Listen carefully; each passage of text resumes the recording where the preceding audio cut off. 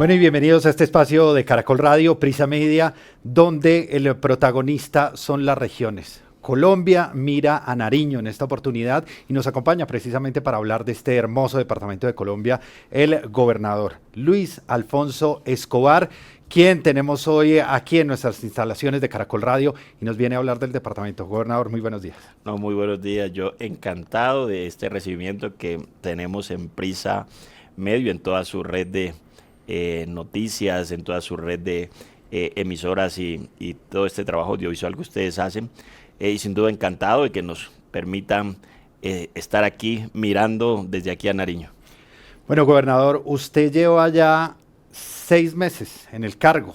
Empezando, uno dice, bueno, están en el mes de adaptarse, pero ya son 6 meses. ¿Qué ha logrado usted en estos 6 meses? ¿Cuáles son sus logros más significativos? ¿Y qué le queda todavía por, digamos, trabajar en esto que le resta de su mandato? Mire, lo más importante que uno hace en los primeros 6 meses de gobierno es planear y gestionar.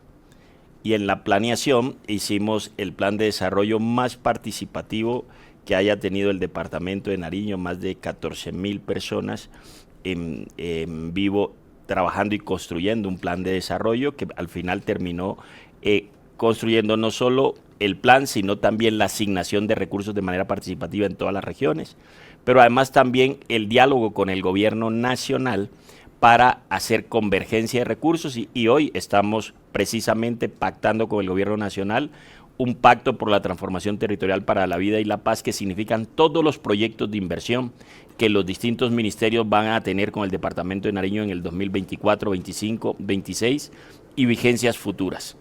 Esperamos anunciarle a los nariñenses el monto de ese pacto y, por supuesto, en términos de alcance de lo que propusimos en gobierno, en menos de 6 meses nosotros dijimos y pusimos en la conversa nacional el tema de la paz regional, de la regionalización de la paz, y hoy de los 3 grupos armados que operan en el departamento de Nariño, 2 de ellos están ya en un proceso regional de paz con el gobierno nacional. La segunda, Marquetalia, y una fracción del ELN que se excindió, que se llama el Frente Comuneros del Sur, que hoy tiene resultados muy concretos: desminado humanitario y retorno de la gente del resguardo de la montaña y del Sande hacia sus territorios, pero además inversiones por más de 237,000 millones de pesos que estamos haciendo con el gobierno nacional en ese territorio donde nunca antes había llegado el Estado. Gobernador, precisamente este es uno de los puntos más significativos y usted ha defendido haber iniciado estos diálogos con una facción del ELN y lo defiende porque usted dice que la paz se construye en el territorio, que es muy importante que se haga una mesa nacional, pero aquí se empiezan a ver los resultados y entonces ya habla usted de desminado. ¿Cómo va el tema de no reclutar niños, por ejemplo? ¿Qué acuerdos concretos, además del desminado, que usted diga, mire, la población en este momento está viendo los resultados de ese diálogo de paz? Yo creo que, miren, el 19 de julio se planteó el lanzamiento de un escenario de co-creación para la construcción de paz, entendiendo que en el territorio la mesa, que es un escenario de poder donde se sienta el Estado y el grupo guerrillero, claro. Eso es un escenario de poder que inclusive nunca se invita de entrada a las comunidades. Este proceso nace de las comunidades y son las comunidades las que invitan al actor armado y al gobierno nacional a resolver 2 cosas que no han hecho ellos. La afectación del derecho internacional humanitario que genera el actor armado en el territorio, y lo otro es el Estado que no ha llegado al territorio implementando la presencia del Estado con obras que la ciudadanía pueda sentir confianza en un Estado que no la tiene. Por eso creemos que nosotros hemos planteado que el DNI de la paz en las regiones es el diálogo, pero con comunidades, la negociación y la implementación. Ese es el DNI de la paz y deben ir de la mano. Pero lo más importante, quiero decirle, es que cuando se habló de diálogo, se planteó una serie de grupos para trabajar con el grupo armado y con el Estado. Entre ellos, un grupo para desminado humanitario, otro grupo para el tema de retorno de la gente desplazada, 3, el tema de reclutamiento de niños y niñas, y otros grupos más en cada una de esas tres componentes o ejes que tiene el diálogo. Y hay grupos que hoy estamos consolidando, no solo en donde participa el gobierno nacional, el grupo guerrillero, pero también las comunidades y el gobierno departamental. Quiero decir que este diálogo lo está liderando el Alto Comisionado de Paz, porque nosotros podemos dialogar, podemos estar en la implementación, pero en la negociación o en los acuerdos que llegue con el actor armado, tiene que hacerlo el gobierno nacional. O sea que tiene todo el apoyo del presidente Gustavo Petro en este momento, gobernador. Porque el tema de negociar con el grupo armado no es competencia del gobernador. Todos los temas de dejación de armas, justicia transicional, la llevada a la vida civil del combatiente es un tema que tiene que resolver el gobierno nacional. Pero la lógica es ¿cuál? Es distinta al escenario de los diálogos de las mesas nacionales, y es que mientras vas dialogando, esta comunidad va teniendo confianza de que este actor armado va generando un desescalamiento del conflicto, pero a la vez también el gobierno nacional va implementando y puede ir negociando. Eso valida en la sociedad tanto al actor armado como al Estado llegando al territorio. Gobernador, ¿qué sigue? ¿Cuál es el siguiente paso? A veces uno cuando escucha estos diálogos de paz y los colombianos cuando nos hablan de una mesa, de otra mesa, de un diálogo con un grupo, con otro, aquí usted tiene un diálogo concreto, unos grupos además que usted conoce, los conoce en el territorio.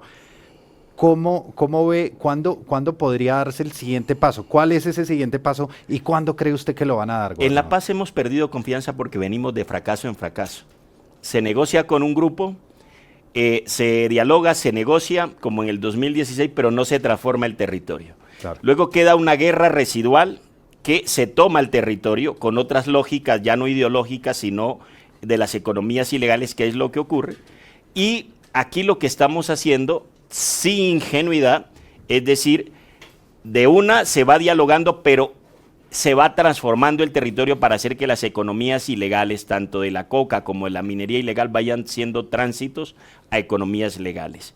Eso es parte del trabajo que estamos haciendo, y como le digo, en el marco con este grupo del Frente Comuneros del Sur, se han definido 3 ejes, ¿cierto? Uno, sí, que es desescalamiento del conflicto; 2, que es el tránsito de estos actores a la vida civil, y eso le compete al gobierno; y 3, el tema de la implementación de la paz por la vía de las inversiones.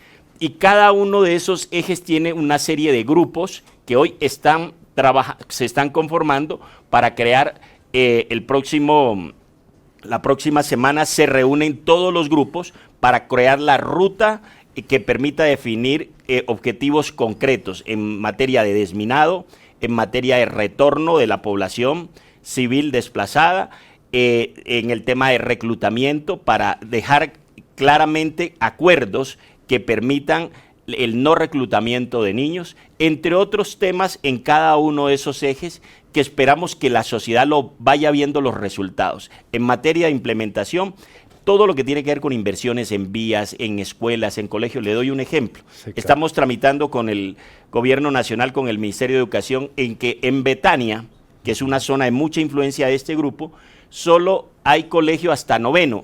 ¿Qué hacen los niños después de 9º? Si no hay 10 ni 11.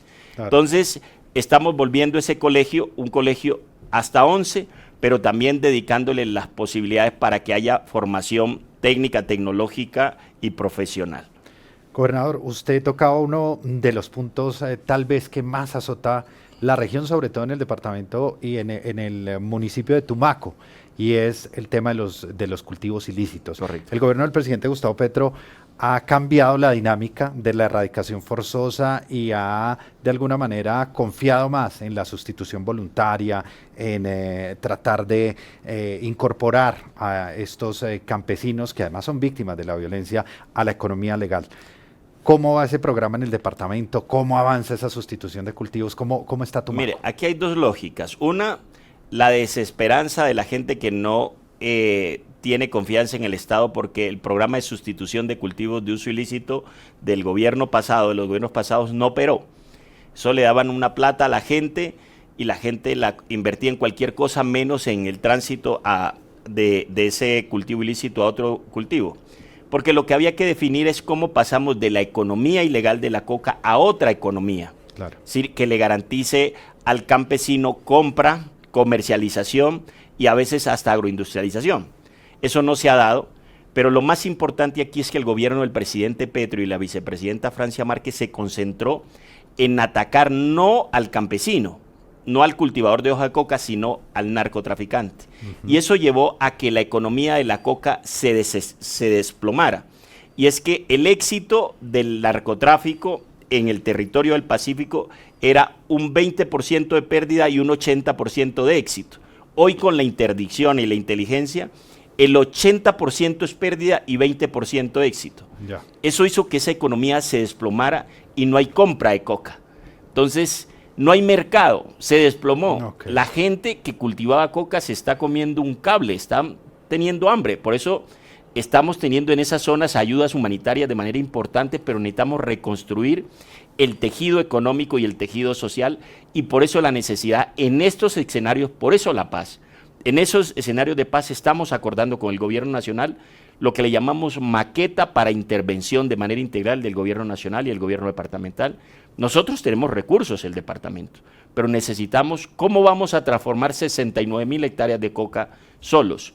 Necesitamos la coordinación de todo el gobierno nacional para que esa transformación sea posible. Doy un último ejemplo.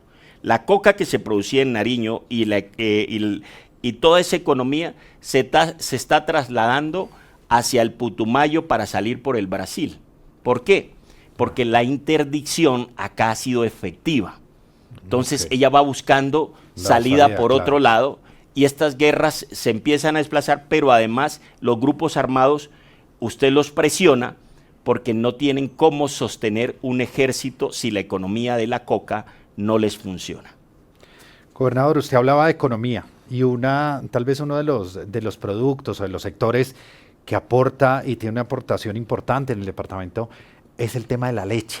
Colombia está pasando por una crisis, ya se han presentado algunas manifestaciones y protestas allí en el departamento, no solo en Nariño, sino en otras zonas del país, de productores de leche que dicen que se las están comercializando a precios muy bajos, se las están comprando, se está perdiendo una cantidad de producto, pero además no encuentran salida a corto plazo. En su departamento, ¿cómo ve usted esa problemática y cómo la está abordando? Primero, lo entendemos como un fenómeno nacional de precios que tiene que ver con acuerdos comerciales que se hicieron en el país de manera leonina en los tratados de libre comercio hace 10 años. La culpa la tiene no este gobierno, la culpa la tienen los gobiernos que tramitaron.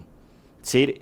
La pérdida que hoy tienen nuestros lecheros, y en especial en Nariño se producen 1.2 millones de litros al día, y no tenemos ni hemos desarrollado una industria que procese la leche, que la transforme, conserve el producto y podamos exportarlo.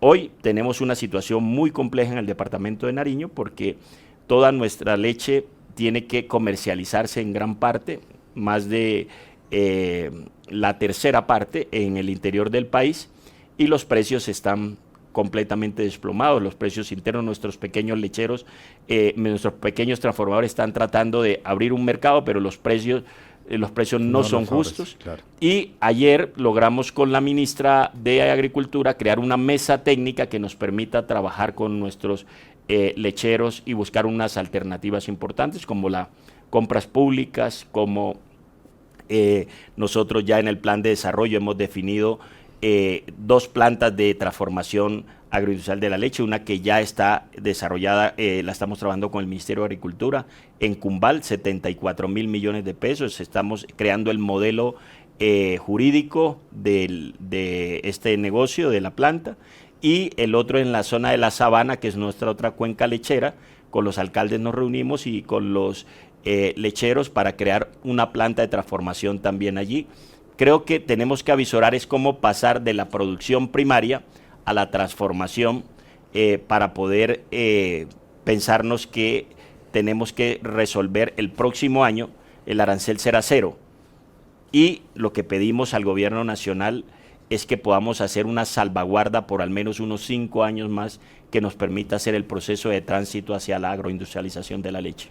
¿Qué le dice usted a sus lecheros, a su comunidad en este momento? ¿Tienen un gobernador que está trabajando Primero que por ese tema? nos las jugamos con el acuerdo que hicimos cuando nos reunimos y era de pedirle a la ministra que hiciéramos una mesa técnica permanente para encontrarle soluciones al tema lechero en Nariño.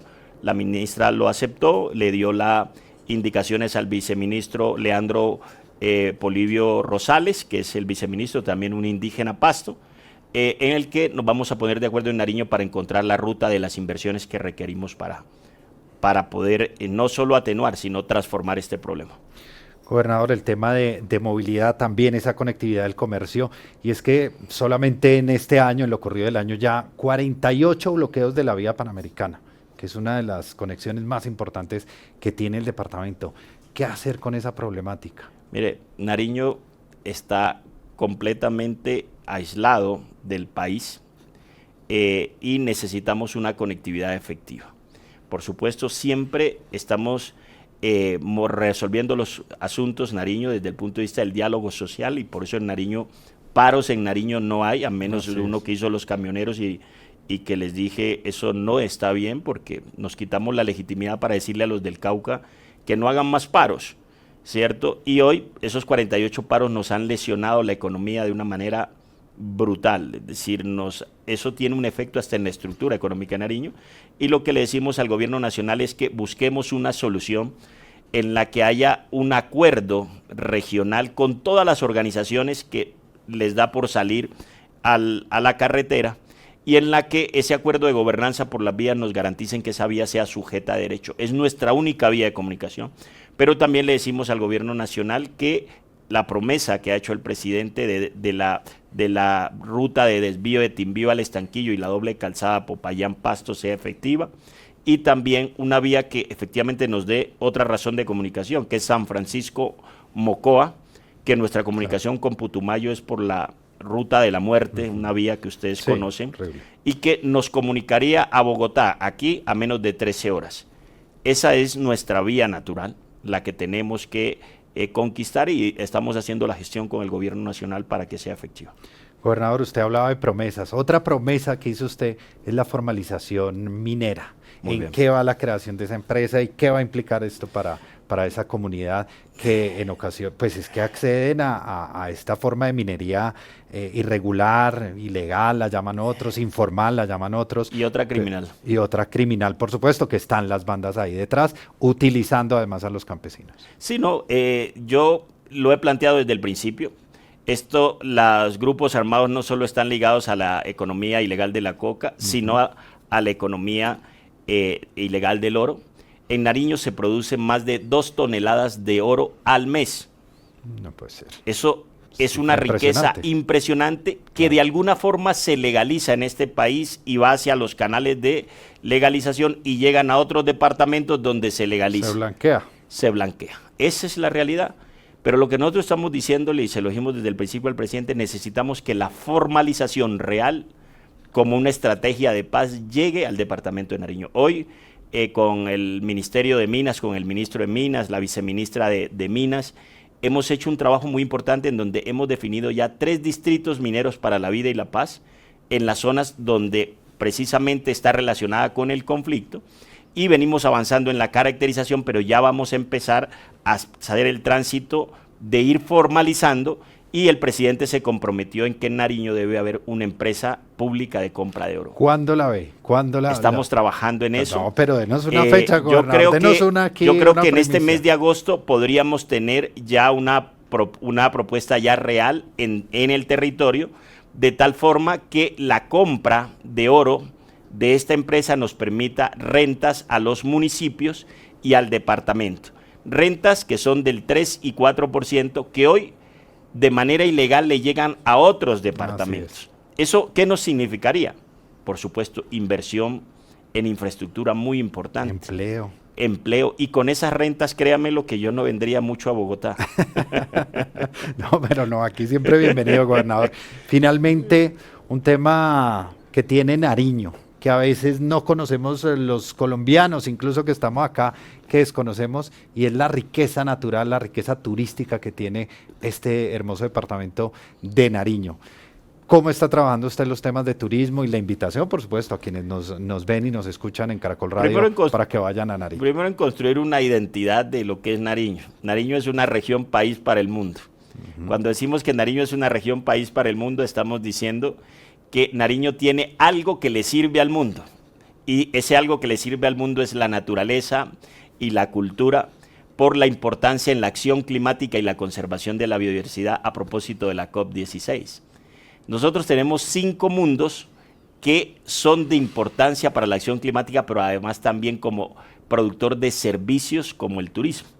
Esos 5 mundos que ustedes lo han visto es el océano para generar la economía azul, para producir la industria asociada al océano como el puerto pesquero que le decía, ¿sí? Donde se va a producir el atún y la sardina de este país, pero además todo el sistema de puertos, los manglares más altos del mundo donde podemos tener 640.000 hectáreas de bonos de carbono, el chocó biogeográfico que va desde el Ecuador hasta Panamá, donde está la producción de agua más grande del mundo y la producción de aves y biodiversidad, la zona andina, donde tenemos la producción, ahí se crea el macizo, nosotros hacemos parte del macizo y se crea el agua de todo este país, el 80%, el Magdalena, el Cauca, Caquetá, Putumayo, pero además tenemos la Amazonía. Eso es una Colombia en pequeño que tiene una particularidad de que esa riqueza es la que le ha llegado la guerra y ha transformado 69.000 hectáreas de coca de ese mundo, de esos 5 mundos, pero además también ha transformado la cultura de un departamento pluriétnico y pluricultural. Cuando nosotros entendemos el asunto de estas potencialidades que tenemos en Nariño, la guerra, que es residual, hay que transformarla. Por eso nuestra orientación a que hay que hacer una paz con la naturaleza y una paz con la cultura, porque la naturaleza es el activo y la cultura es la que lo ha mantenido. Y eso es lo que es de importancia para este país y para el mundo. Y es lo que nosotros tenemos que decirle al mundo: Nariño lo tiene todo para el turismo, lo tiene todo para la conservación, pero tenemos que eliminar los factores que afectan las transformaciones que nosotros podemos hacer a través de nuestros activos naturales. Bueno, pues es el gobernador de Nariño, Luis Alfonso Escobar, que nos acompaña aquí en los estudios de Caracol Radio, porque en Caracol Radio, en Prisa Media y por supuesto Colombia está mirando a Nariño. Gracias, gobernador. Gracias, por supuesto, por esa mirada a Nariño. Nariño, repito, una región país para el mundo.